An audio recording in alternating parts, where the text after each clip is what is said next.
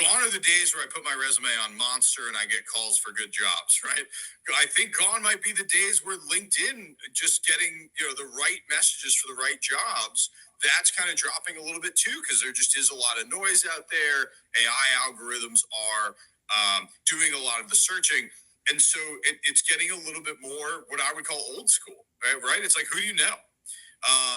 In fact, most all of my hiring leaders, I'd say over 90%. If they don't hire through me and they don't hire a consulting firm, the person that they hired, someone new on their team.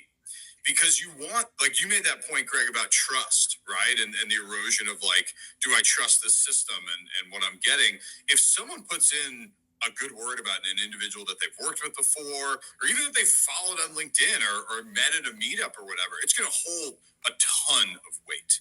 I mean, a real ton of weight. It always has, but these metrics that we're seeing now on kind of the referrals and who do you know are higher than ever.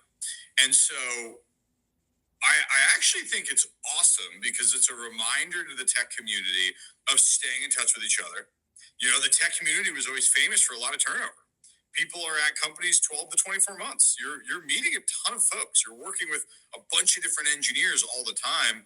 Stay in touch with the ones that you see eye to eye with, get along with, because those folks should be your best possible path to staying really, really well employed forever.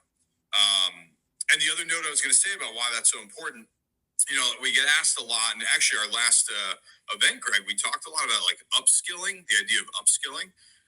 And I think a few people in the chat mentioned it. It's really hard. I mean, we're seeing the lowest amount of